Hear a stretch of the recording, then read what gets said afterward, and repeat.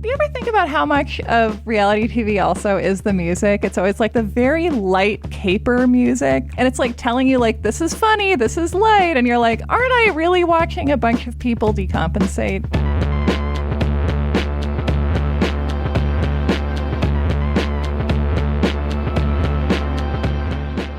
Welcome to You're Wrong About, the podcast where we save people from what everyone else remembers about them. Oh, I love that. That gives me feelings. That's kind of what we're doing today, right? Oh, yes. That's so very and extremely much what we're doing today. I'm Michael Hobbs. I'm a reporter for the Huffington Post. I'm Sarah Marshall, and I've decided that I'm going to stop saying the names of various publications that I freelance for extremely sporadically because I'm a writer working on a book about the Satanic Panic. Oh! Yeah. It occurred to me that our listeners should know about this because they're really smart and are out there knowing and doing things all over the place. And I bet a lot of them know some things. Yes. Also, I look forward to doing a sequel to our previous episode about the Satanic Panic, and you can talk about what you were wrong about. Which is always the process of writing something long. Yes, you're right. I feel like writing a book, ideally, is like having a little you're wrong about with yourself. Yeah.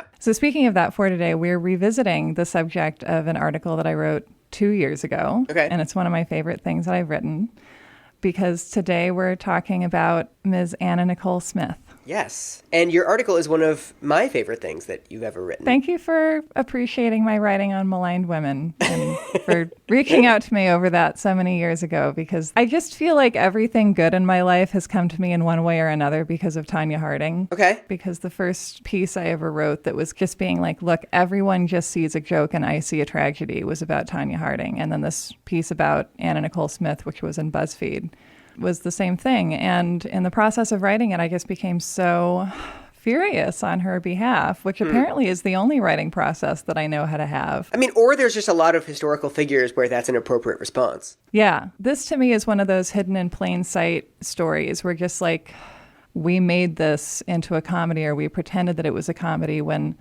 on the face of it, we knew that it was a tragedy, and we knew that we, the American people, on top of whatever else had happened or was happening to her, were also abusing this woman. So should we talk about the myth you want to debunk? I mean, I've already read your article, so I'm not coming into this as fresh as I do with most of our episodes. No, you're not a newborn lamb. You're like an older, streetwise lamb. Right. I mean, tell me what you know. Tell me what you feel like you observed during the time that she was in tabloids and on the news.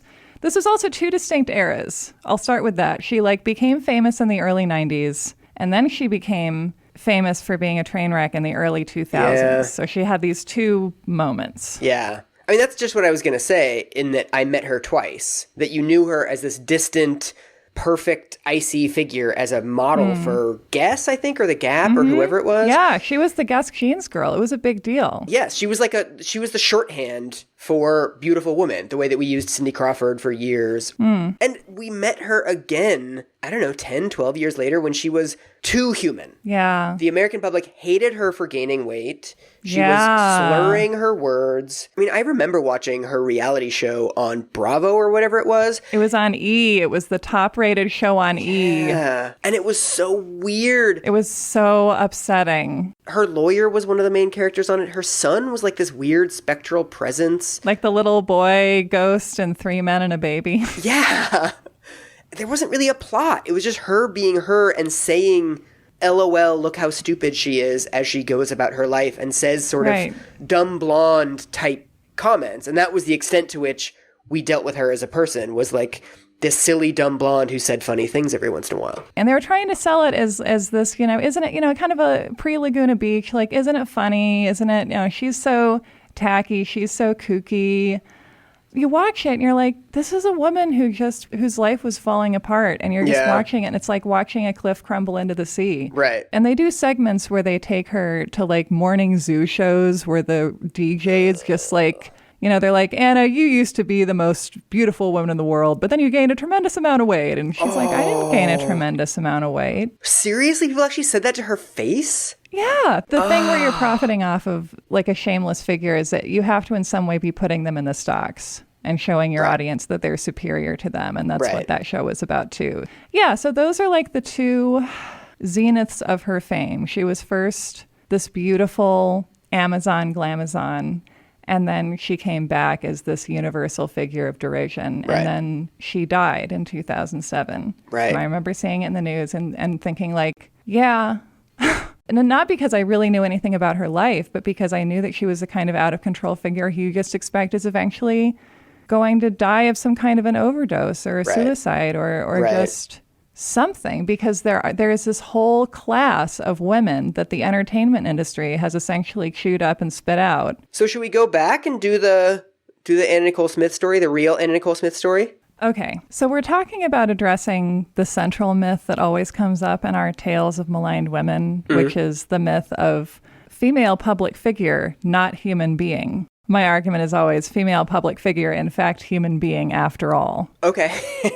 But also specifically, I want to talk about the story of Anna Nicole Smith as the archetypal gold digger. Okay. What do you know about her marriage? There was this dude toward the end of her life who I think was in his 90s who she married. And I think he died before she died. And there was a whole thing with the family. And I mean, she was the archetypal gold digger, or at least that was the way that she was framed. Yes. And I also feel like when you look at the relationship that Anna Nicole Smith had with her husband, whose name was J. Howard Marshall, like, I think people were drawn to that story because they had that exact thought of like, obviously we know that these people are only marrying each other, you know, for one reason. He wants her for sex. She wants his money.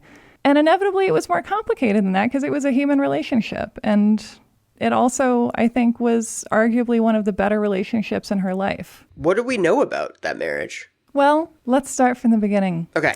Anna Nicole Smith was born Vicki Lynn Hogan. Well, that's like a better model name. It is. But, you know, sometimes you just want to distance yourself from your birth name. Okay. She was born to a 16-year-old mom and to a dad who, according to one account, pled guilty to statutory rape. Whoa. And Anna grew up never knowing him. Well, single 16-year-old mom? Yeah. Wow, okay. Who married a few other times. Okay. And so Anna grew up with her in Houston and then was sent to live in Mejia, Texas with family. Mejia is 2 hours west of Houston. I've been there. It's very flat and it's very dry. Okay. This is a quote in a really wonderful article about Anna Nicole Smith that Dan P. Lee wrote for New York Magazine. Mm-hmm. It's a quote from Anna when an interviewer asks her about her childhood. She says, "You want to hear my child life?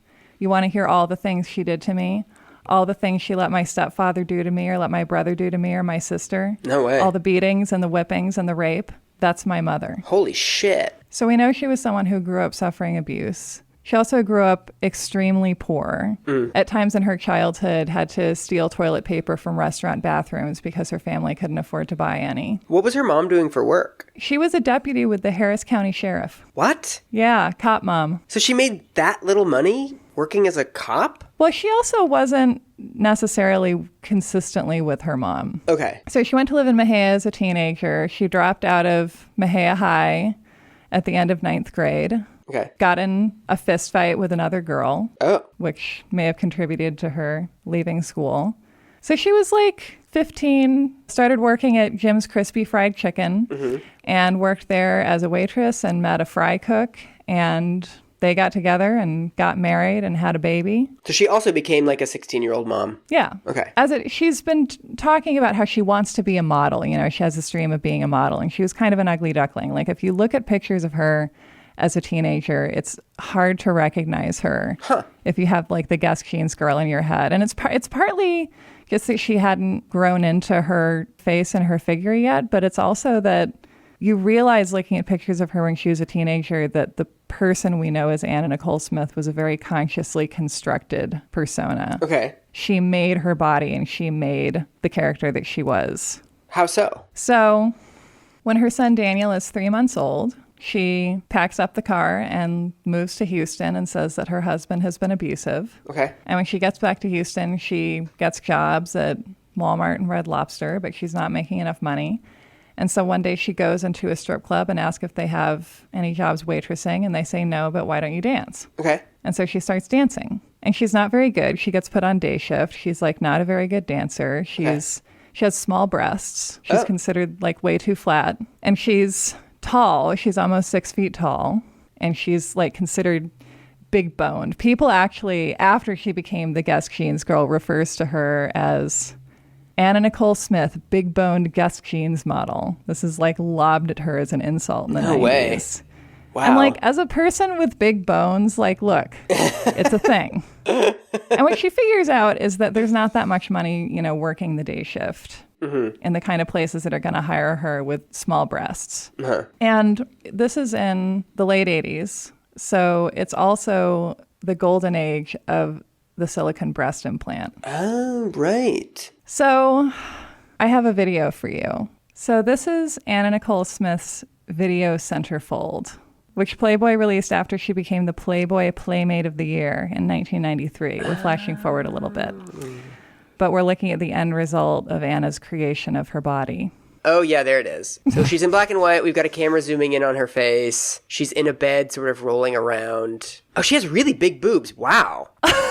Who would watch something like this for 35 minutes, though? Straight men. I guess, sure. And so her original plan, it appears, is that there's a hierarchy of strip clubs in Houston. And there's the kind of places like where she starts out working. And then there's a place like Rick's, which is where the high rollers go. Oh, my God. And Houston is a city of tycoons and oil men. Okay. So if you're dancing at a gentleman's club where the gentlemen are coming and like brokering their deals and having their good old boy scotches together, then like there's money in those hills, right? Yeah. And so what she realizes is that she has to cultivate a look. So she gets the blonde hair and she starts saving up for breast implants. Oh, so the blonde hair was not real? Oh, no, she had brown hair. She had lovely brown hair. Oh, okay. And so her breasts ultimately take multiple surgeries to create. And according to the New York Magazine piece, contains 3 pints of fluid. 3 pints? Yes. Like, think about how much that weighs, and then think about walking around with that. I mean, if we had the metric system, this would be easier. But yeah, it's like a backpack full of books on the front of you all the time. It's exactly like that. And so she has health issues because of this for the rest of her life. Oh, wow, really? She has pain issues. Later on, one of her implant ruptures one day, and so her nipple splits open. No way. And she has to be rushed to the hospital to fix it. At one point, she develops various lumps in her breasts that might be related and turn out to be benign, but she has to undergo surgery for that. How does she afford them? You save, you work hard. She would she would work at the club that employed her regularly and then go pick up other shifts at other clubs and take whatever work she could get. She hustled. Yeah. It's really quite a Horatio Alger story. She came to the big city and she scrimped and she saved. And she saved up all her dollar bills until she could afford huge boobs. An investment in her future earnings. Yes. Like a property, essentially, or a first business. Right. And then she got a job at Rick's. Okay, so she made it. She made it. She made it to the big time strip club. And this is where she meets J. Howard Marshall. Oh, so she met him years before all the other stuff? She met him when she was first starting out. She met him when she was a struggling single mom. Wow. Okay. Yeah. So there are conflicting accounts of this because Dan P. Lee's excellent account says that he meets Anna in 1992 when she's 24. Okay. But Mimi Swartz, writing for Texas Monthly, actually puts their meeting earlier, has him coming into a club and meeting her earlier than that. Okay. But the issue is that until 1991, he has both a wife with advanced dementia and a longtime mistress who is also a legendary Houston area stripper named Jewel Deanne Walker, also known as Lady. Busy guy. Yeah, I know. He was also working. Right. In 1991, when his wife dies, he's 86 years old. Okay. He looks like the medieval knight who was guarding the Holy Grail in Indiana Jones in The Last Crusade. Yeah. Like, he looks like he needs to be taken care of by professionals. Right. And he got rich in the oil industry. And then he got extremely rich because he was an early ally of the Koch brothers. And so in the 60s, he ended up with a 14.6% share of Koch Industries. Oh, okay. So he rode that into a much larger investment. Yes. So his fortune is estimated at about $500 million in the sources I read at the time that he marries Anna, and $1 billion a few years later. So these things fluctuate, but he's incredibly wealthy. And Right. he's also regarded as a savvy businessman Okay. in the Houston business community. Like, he's one of the legendary deal makers. Okay. He's one of the pioneers of the oil industry. It's not just that he's wealthy, is that he's a captain of industry. He's the kind of person who in America is seen as having earned his money. Yes. So in 1991, his wife dies, and Lady, who is 51 at the time and who he's spent millions of dollars on, especially in the years since his wife has essentially become unavailable to him, dies on the table while receiving a facelift. Whoa. So he's 86 years old, and he's lost, in the span of a few months, both his wife and his mistress. Okay. And he's, just devastated and drinking, which, like, and if you're 86 years old and emotionally devastated, like, you can't really go on a bender because Right. Your body can't handle it. you don't have a good bender margin. Yeah. So what does he have to do but fall in love? Okay. And so, because he's so frail, he can't go out at night, but his driver takes him to a strip club. Some say Gigi's, some say Rick's. Okay. In any case, either he goes to a strip club where he sees her for the first time and falls hard for her, or he's suddenly able to focus all of his energies and passions on her. Okay. And all of his money. And what everyone says later on, this is pretty unambiguous, even when a lot else is that he's just incredibly effusive about how in love he is with her. He loves her, he loves her, he loves her. She is his lady love. She is his precious package. She calls him Papa. Okay. He apparently adores her breasts because they were bought to be adored. Right. And they go to Red Lobster and are sexually intimate with each other to the extent that that's possible. Okay. He just is utterly effusive and adoring and affectionate and tells her about how he wants to take care of her and her son and make sure that they're provided for forever. And he immediately starts proposing marriage. Oh, wow. But she's like, no, like, well, I'm not going to marry you. He begins lobbying for her to marry him and works at her for 2 or 3 years. Oh, wow. Okay. Before she finally says yes. And that to me was so surprising when I was first researching this, because I was a kid in the 90s. I grew up with Anna Nicole Smith as someone who there was always like a VH1 special about her. She was like the emblem of white trash. Totally. She appeared on the cover of New York Magazine in 1994 as the cover girl for an article about how the epidemic of galloping sleaze was taking over America. Oh, and man. She was the poster girl for this. Yikes. Yeah. Once we start looking at that for more than half a second, it just becomes hard to sustain any of this as a joke, because I think the assumption I always had, just going on the cartoons that I was offered and that I never cared to elaborate on because I was busy learning algebra or whatever, is that, she found this frail little husk of a man, and like one of the vampire broads in Dracula, just like preyed on him and like sucked the life out of him like a Siamese with a baby. Right, totally. That didn't happen. Like, it was more like he saw her and fell in love with, I can see that if I were 86 years old and I were old and could feel like the snuffer coming down on the candle of my life with every day, I would just want to like pay the biggest, bustiest, most beautiful woman I could find to like put her body next to mine as much as she possibly would. Sure, yeah. That's not a bad use of several $1 million. Right. Do we know what she saw in him, or did she write or speak about? Oh, yeah. Well, so first of all, he's spending a ton of money on her. Okay. The day after they meet, they get together, and eventually she says, well, I have to go to work, and he gives her $1,000 and says, you never have to work again, my lady love. Oh, wow. This is a girl who grew up in a cold house. Yeah. Getting abused, not having any money, any resources, any way to make a better life for herself, aside from a very strategic plan of surgical alterations. Right.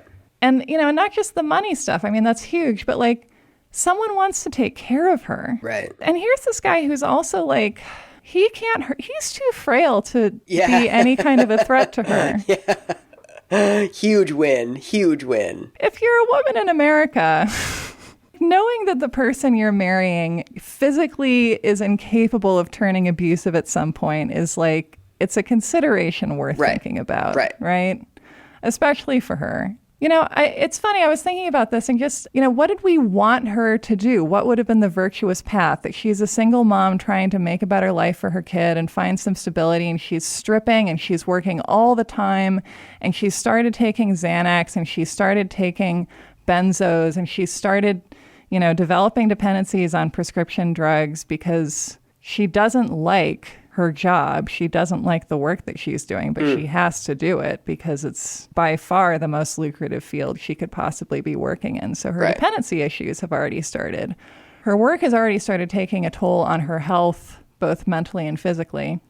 And here's someone who wants to lift her out of the coal mine. Right. Did Americans look at Anna Nicole Smith in the 90s and say, well, if it were me, and if I were this struggling single mom stripper, you know, working at a bunch of different clubs, driving around Houston, strung out on benzos, and some old frail millionaire tells me that he wants to take care of me and my son for the rest of my life and buy me jewelry and buy me clothes and tell me how beautiful I am. Like, am I supposed to say, no, you can't. I can't take advantage of you like that. I'm going to go to coding academy.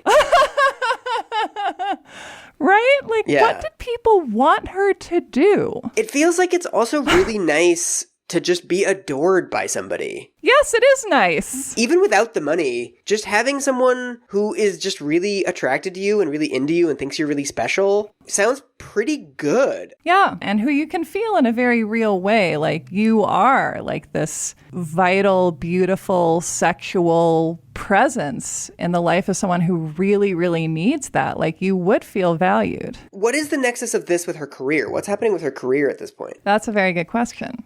So 1991, 92 is a very big time in the Book of Anna. Okay. She's also dating a bodybuilder named Clay. Okay. And also had many intimate and sexual relationships with women throughout her life. Oh, I didn't know that. Okay. And J. Howard Marshall apparently knows about this and doesn't mind her having sex with other people and having relationships with other people, as long as he comes first, as long as, you know, when he beckons her, she comes to him. So all of this is happening pre-Guess. Oh, yeah. So anyway, in 1991, her boyfriend Clay Spires sends some pictures of her to Playboy. Okay. Because that's, you know, that's what boyfriends do. Sure. That sounds like I'm saying it sarcastically because that's my regular tone, but they do. Playboy has discovered a lot of women that way. Interesting. And Playboy's centerfold casting director, Marilyn Grabowski, said that she was immediately just floored when she first saw Anna, and that she was hands down the most beautiful woman she had ever seen outside of makeup. Wow. Okay. Another thing Anna Nicole Smith doesn't get credit for, aside from being a human being,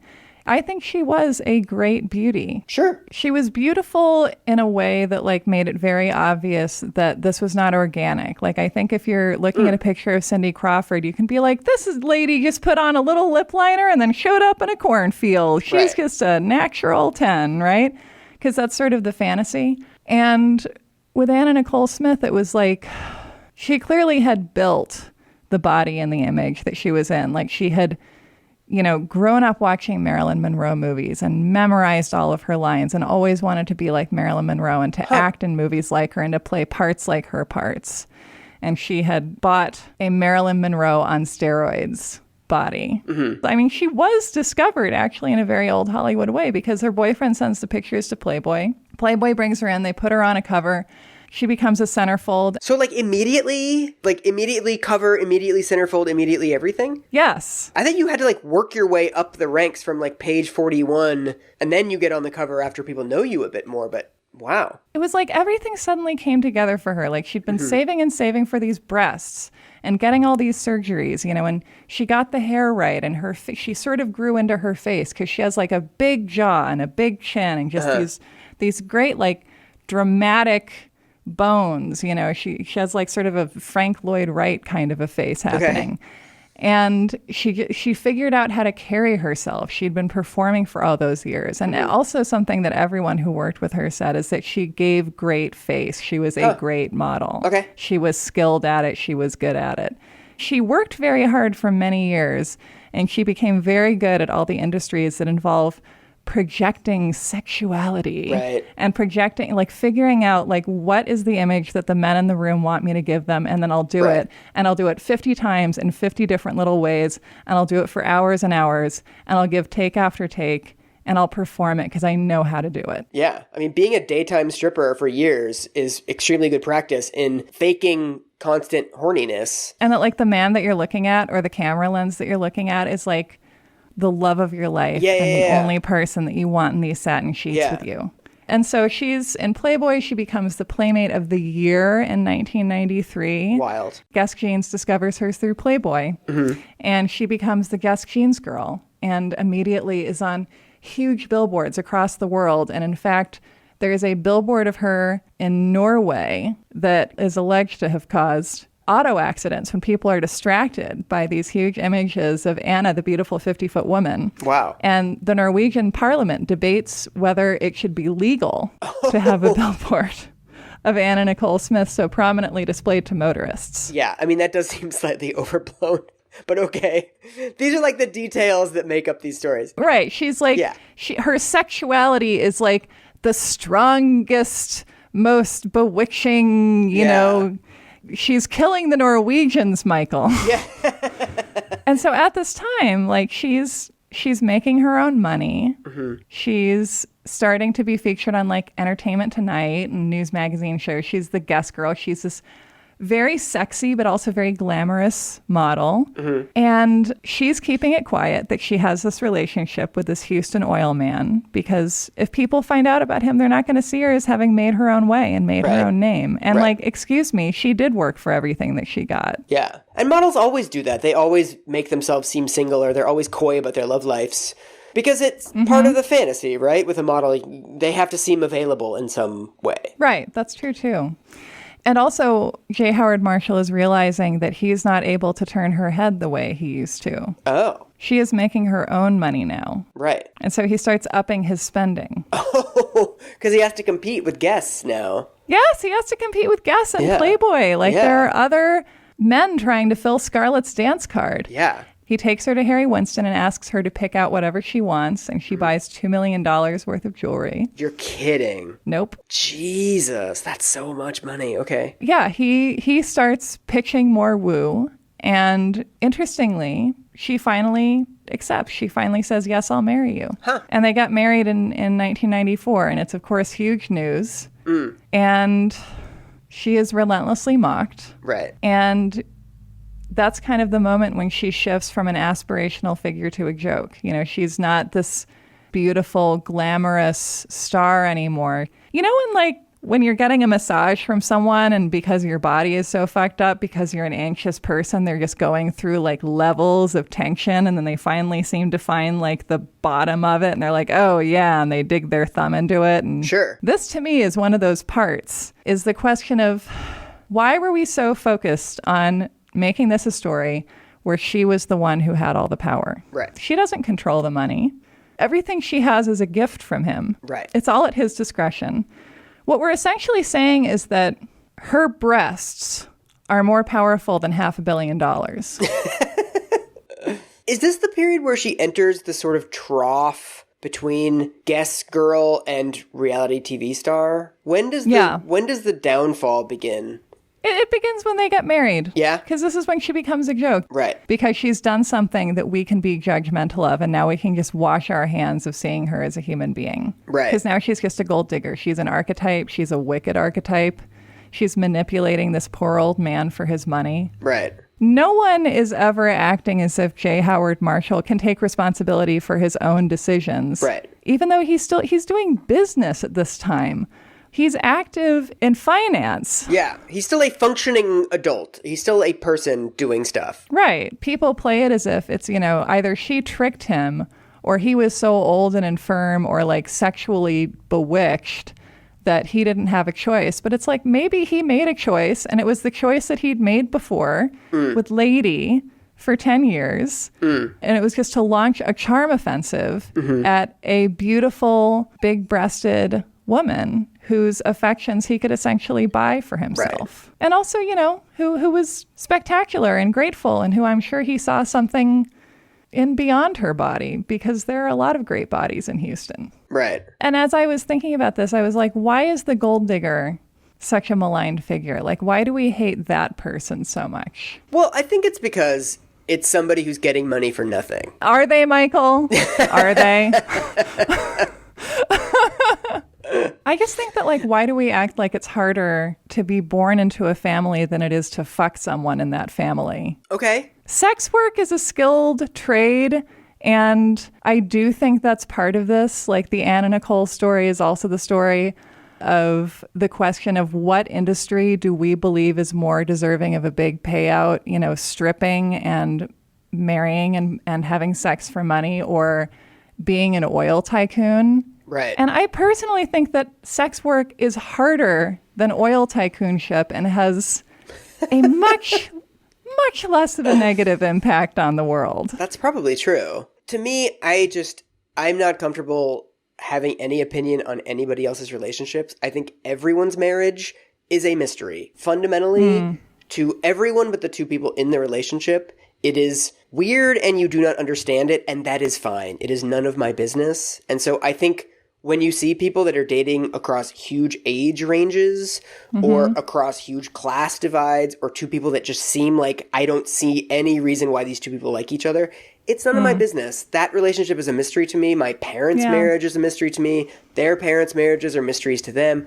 Circle of life. I just feel like, in general, if a 35-year-old woman marries a 95-year-old man, it doesn't affect me in any way. I don't see why I need to have an opinion on that. Thank you. America thanks you. The bimbo community thanks you. What happens to her modeling career? When does that kind of completely dry up? I mean, Guess was her big campaign. So what happens is that they get married. She becomes a joke. A year later, he dies. Oh, it was that fast? Yeah, he died a year after they got married. Okay.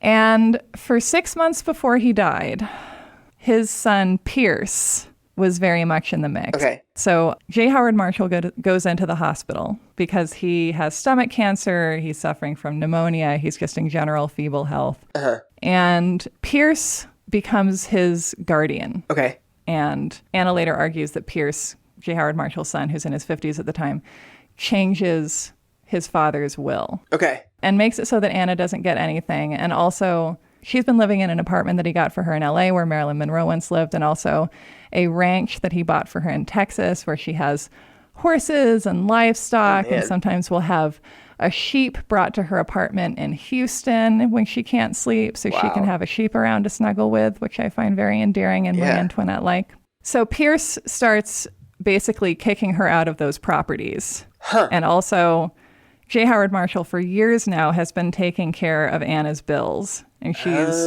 running up about, something in the 6 figures worth of expenses per month. Whoa. Yes, it's a lot of money, but for a $500 million fortune. Right. People spend millions of dollars on wine. People spend millions of dollars to own part of a racehorse. I just think that buying an abused single mom whatever she wants for a few years is in the scheme of things, not a bad idea. Right. On the scale of weird rich people bullshit, it's not a 10. It's like a 3. Yeah. We have the same rich people bullshit meter. That's great. So Pierce starts essentially separating her from his father's money. He basically gets in as a wedge between them. He makes it so that she can only visit him in the hospital for 30 minutes at a time. And after that, she's escorted out by a security guy. Holy shit. And so he starts sending her bills directly to her, which of course she can't handle because she doesn't have income. Right. She has the Playboy stuff and she has some Hollywood stuff that's kind of happening and the guest money, but she's not making millions of dollars. Right. And he's told her, probably dozens, if not hundreds of times that he wants to make sure that she's always taken care of. Right. And that she and her son will be taken care of forever. And so after he's released from the hospital, she gets in bed with him with a tape recorder and takes her clothes off and says, "Do you miss your rosebuds?" Oh. Referring to her breasts. Nice. And presents him with her breasts, which presumably he has missed, and tries to get him to say into the tape recorder that he wants to provide for her and her son after he's died. Okay. But he's not really speaking very well. So it doesn't really work. Yeah. And it's like, that moment to me is just like, it's playing dirty, and it's playing dirty because someone else started it. Right. Another thing I thought of, kind of looking at how Pierce Marshall was trying to force Anna out of his father's money, that was kind of a miscalculation on his part, I think, because what happens is that J. Howard Marshall dies, Anna gets nothing, and she sues and says that she is entitled to perhaps as much as half of the estate. Yeah. And if Pierce hadn't pushed her out and left her out in the cold and not taken care of her, then I don't think she would necessarily have asked for that much. Like, Yeah. if she'd been given like $20 million, like a decent lump sum, or like an allowance, or the properties, and or some very small amount of the whole, Right. she very well might never have complained. Yeah. She would have been a relatively cheap problem to resolve. Yeah. Pierce has apparently talked to his father about, like, I really don't think you should marry this girl, and like, I don't, like, what are you doing? And his father says to him, you're just jealous. Nice. Yeah, and so he forces Anna out, and luckily, as it would happen, in 1980, there was a mega feud between the Koch brothers and also within the Marshall family. Okay. Sidebar. You just want to research a Playboy playmate who you love, and you end up having to talk about finance. And so anyway, in 1980, Charles and William Koch are at loggerheads about whether to take their company public. Mm-hmm. William wants to take it public. Charles doesn't.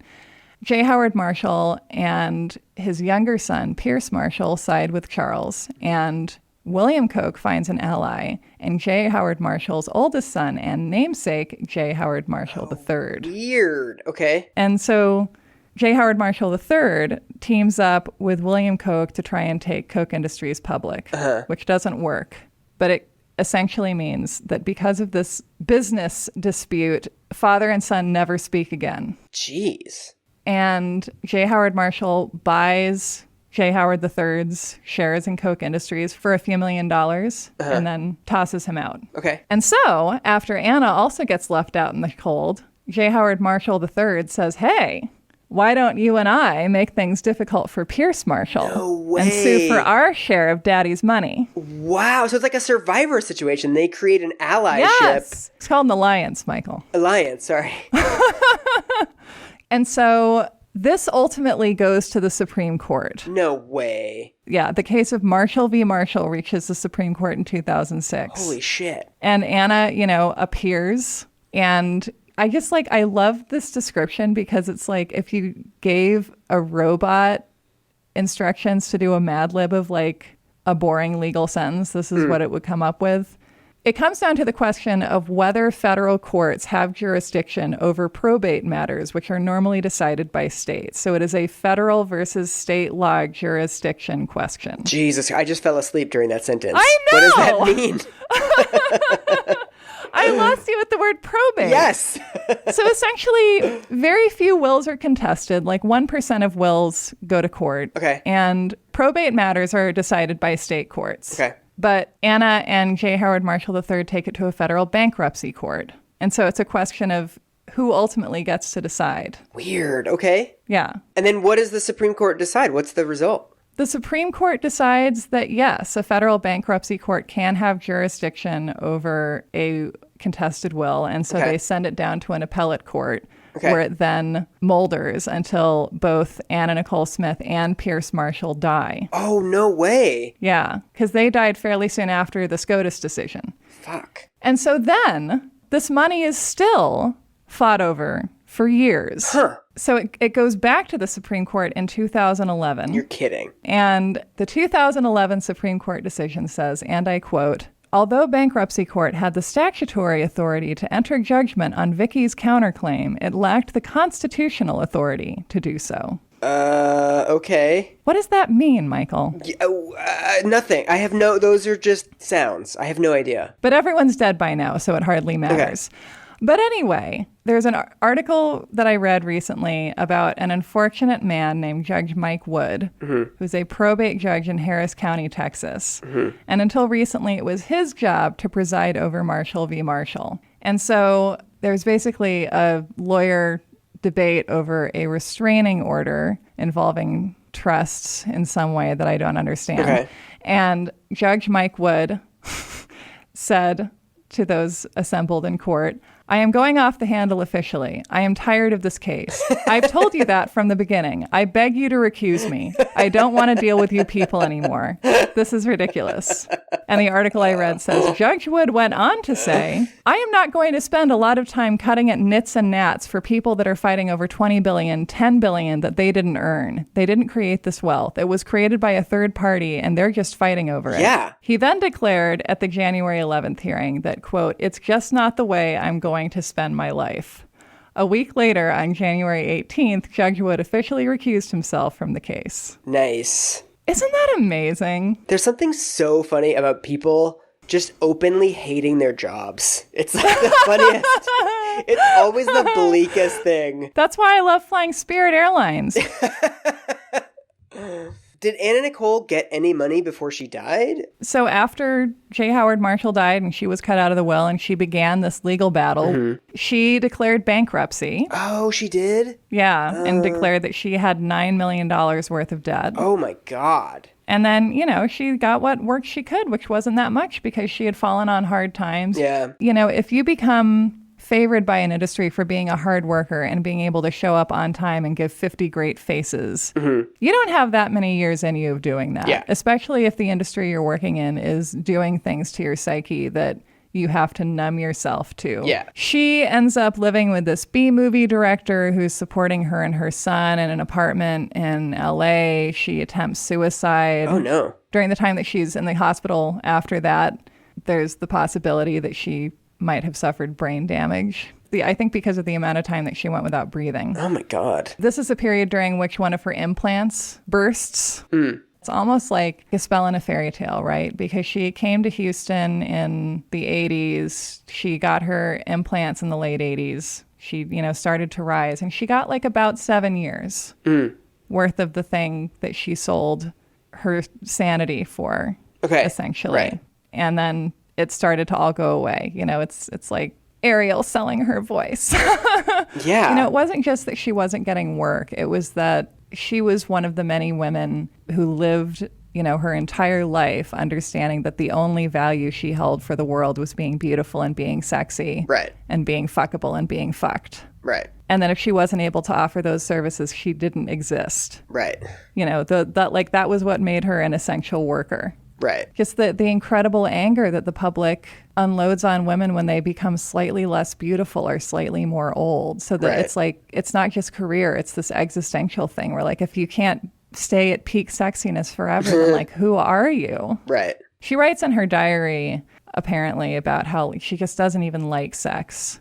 Okay. Men are always wanting sex and she doesn't even like it, but like she does it. This is the profession that has been chosen for her by circumstance. Right. And so her substance abuse issues worsen. She's drinking, she's taking painkillers, anti-anxiety stuff.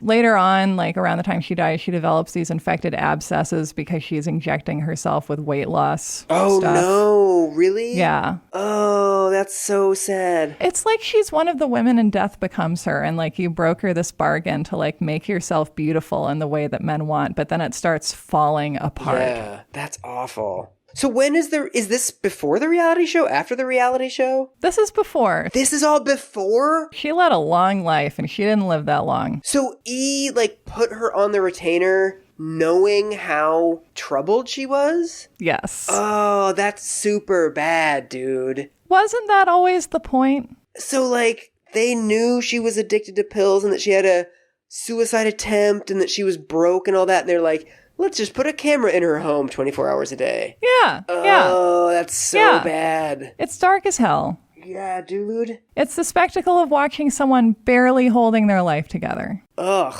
And at this time, her son, Daniel, is in high school, middle school and high school. And so his friends are seeing his mom being drunk and out of it and zonked on TV, just dealing with her addictions and with her trauma. They're watching something that only her therapist and her family should see, and it's on cable. Who was that weird lawyer in the show with her that was with her all the time?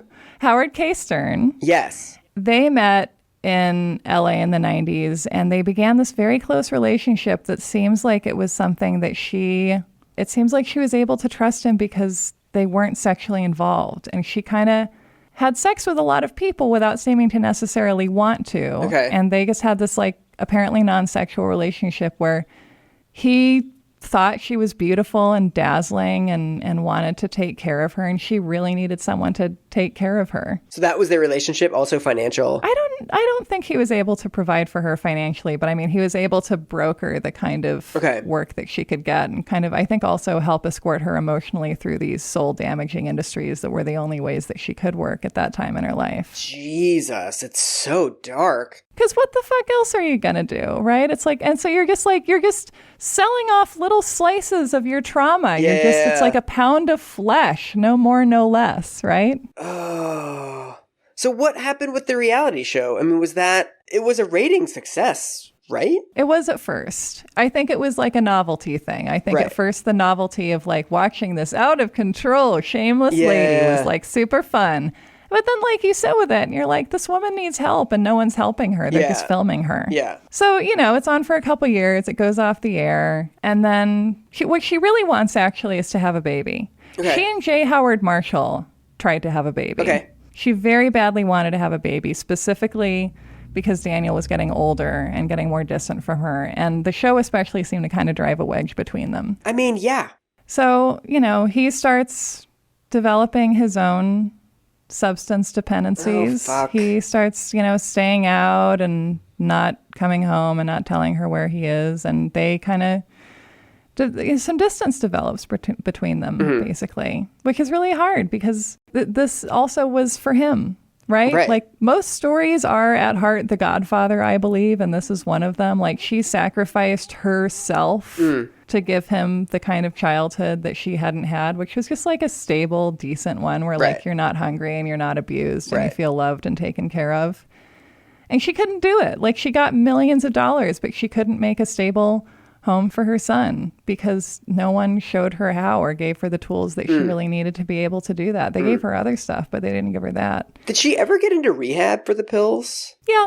She went to Betty Ford in the mid-90s. Oh, wow. She got clean for periods. Right. Like she was on the right track for periods, but just trauma and addiction are ghosts that are very, they never really go away. It's just that ideally they become very small and sort of friendly and just like very rarely tap on your shoulder, right? It's the choice between the ghost of Christmas past and Casper. There were times when things were more stable and there were times when they weren't. And so in 2006, she finally gets pregnant. Oh, okay. And gives birth to the baby in the Bahamas. She's with Howard K. Stern. She names him as the father on the birth certificate, although he is not. Okay. And Daniel, who's 20 years old at the time, comes down to meet his new baby sister and spend time with his mom. They, have this time together and they reconnect, and then everyone goes to sleep, and sometime in the night, he dies. Daniel dies? Yeah. Oh, fuck. Why? How? The cause ultimately named is combined drug toxicity. Oh, man. Which is just also a way of saying we can't narrow it down to one specific cause necessarily. There's just like lots of drug stuff. But I mean, yeah, he's 20. He's had addiction issues as well. Things seem fine. Jesus. And he just dies in the night. Ugh. And then Anna just goes right after him. Like how much time goes by? So she dies 5 months after him. Fuck. From his death, her condition just deteriorates. Yeah. Like she had been in this sort of, this kind of hard won stability. She had this new baby. They had this new family. And she gives up. Yeah. Her son is dead. Yeah. And so she's taking Klonopin. She's taking Valium. She's taking Ativan. She's taking liquid sleeping medication that she keeps in a baby bottle next to the bed. She has 105-degree fever, which is caused by the infected abscesses that she's developed. Ugh. It's not so much a specific cause, it's just her body is like the Bluesmobile at the end of the Blues Brothers. Ugh. Like it does what it has to do. Yeah. And then at the end, it just like falls apart. Like she just couldn't live anymore. Yeah. God. And she dies. So what's the actual technical cause of death? Oh, is it an overdose or heart gives out or something? Yeah, the cause of death is listed as accidental drug overdose. God. And I remember the response in the press just being like, yeah, that sounds about right. Yeah. And also like, we were done with her. It's like when you're a dog and you have a tennis ball and you love to play with the tennis ball and chase the tennis ball and chew the tennis ball, but eventually gnashed it with your sharp teeth for so long that it just doesn't even look like a tennis ball anymore. And then your human comes home with a shiny new tennis ball and you just forget that the earlier tennis ball even existed because you're done abusing it. It is like super fucked up that we had a TV show that essentially documented the addiction that eventually killed her. When you put it that way. And the show wasn't even seen as like a hard-hitting HBO, look at the ravages of fame, look how difficult it is for people after their fame goes away. No, it was like this cute little show. Yeah. I remember there was like funny background music. There were like little bits. They had a cute little intro. Yes, they had an animated theme song. Yeah. If they did like a prestige Anna Nicole show on Netflix now, it would win 1,000 Emmys. Yeah. They could use the same footage. You just have to use different background music. Yes.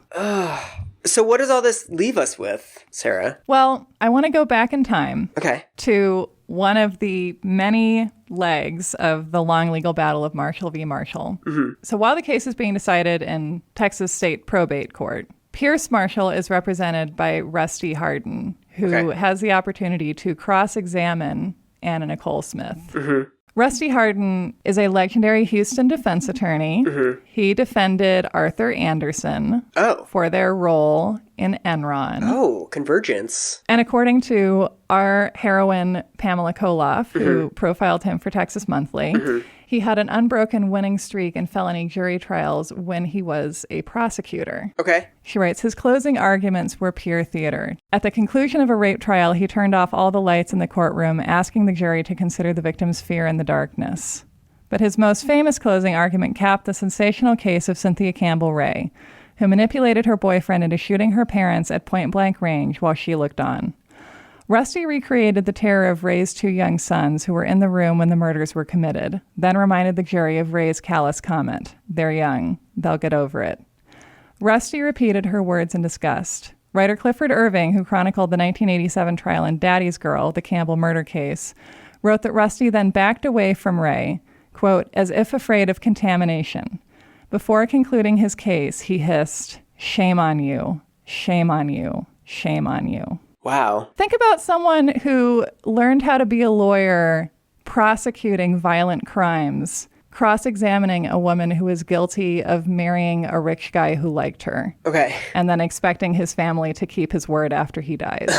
And what's the most amazing to me about it is that her testimony is that she loved her husband. Mm-hmm. He loved her and she loved him. And he was always kind to her in a world where people weren't. Right. And she's talking about loving him and mourning him and missing him. And Rusty Hardin says, "Are you taking new acting lessons, Miss Marshall?" And she says, "Screw you, Rusty." Yeah, that sucks. And that becomes shameless vamp Anna Nicole Smith attacks man just doing his job. Wow. Wait, so she was the villain in that exchange? Of course she was the villain. Of course she's the villain if she's being attacked on the stand by a legendary prosecutor. Of course she's the one with all the power. The same as she was when she married that billionaire, Michael. Oh my God. This is what I want to leave you with. That, like, she was sincerely expressing sadness about someone who had died and who had taken care of her and made her life better and made her feel safe and told her that he would take care of her and make her safe forever. And then he died and his family took it all away from her and left her out in the cold. And she tried to get what she had been promised and honor the wishes of this person who had cared about her. And she is being treated as if she is a murderer. God, I thought this was going to be a story about like how the modeling industry chews people up and spits them out. I didn't know this was going to be sort of a love story gone wrong or like at least a romance gone wrong. Michael, you know that if you told me to research marshmallows for a week, I would find a way to bring it back to being an overzealous prosecutor's fault. Or at least an overzealous prosecutor typifying the problem with America. True. What to me is so important about that description of Rusty Hardin and how he wins his guilty verdicts is this idea that he is taking the defendant and hissing the word shame at her and backing away from her, quote, as if she's contaminated. Mm-hmm. That he figured out that that's how you win trials. Right. You win a trial by selling the better story. And the better story in this case is that If there's someone who you as a citizen feel like being judgmental of, then like, yes, have a blast, go for it. And you can apply that to anything. It doesn't have to be a violent crime. It doesn't have to be something morally atrocious. It can be greed or not wanting to be poor anymore. Yeah. You put the person who you want the people to decide against in the position of like representing what they're afraid of seeing in themselves. Right. And you can get people to hate them. I mean, the fact that we've done it like 50 times, I think is good evidence for that argument. That it's happened to many other people, that they just get chewed up and spit out, and then we call them the villain of their own downfall. Right. This is a story also about the endless and undignified and ridiculous legal battle between a group of impossibly rich people who are, as that pissed off judge said, fighting over a bunch of money that none of them earned. Yeah. And we chose to see that not as a story about the absurdity of those people, but about Anna Nicole Smith's fault. Right. So maybe like I'm just going to take my broader points and make them into one big broad point, which is maybe that every time we as a society feel like judging anyone, it almost certainly is either not about them or about things much more complicated than them as individuals. Like if someone emerges as the focal point for our judgmentalness or our anger, it's probably because they're serving as a clue that there's something wrong with the bigger picture. It's not because they're the problem. Or there's a technical legal battle involving the Koch brothers behind it all. But, I mean, what do you think of Anna Nicole Smith at the end of all this? Like, how do you see her as a person? I mean, as we always find in these stories, she wasn't all that important of a part of it, in a way. But, like, the Anna Nicole Smith story that we claim to be telling, like, is not actually about her. Yeah. Right? Yeah. Before the country has the ability to abuse her, it's like a story about a woman who's involved with a powerful man who makes questionable decisions. And then instead of looking at the powerful man's decisions or assuming that he has any control over his own choices, we blame it all on her breasts. Yeah. And also, like, I think this is a story about how J. Howard Marshall succeeded in every way that a man is supposed to succeed in America and lived the American dream, like, in as outsized a way as Anna lived the dream of getting boobs. And at the end of his life was just like miserable and lonely and didn't really like his kids that much and just wanted to like have a nice stripper lay in bed with him. Seems understandable. If accepting that people want love more than money allows us to stop abusing strippers, then I think we can all let that sink in. Do what you want to do, fall in love with who you want to fall in love with, and get everything in writing.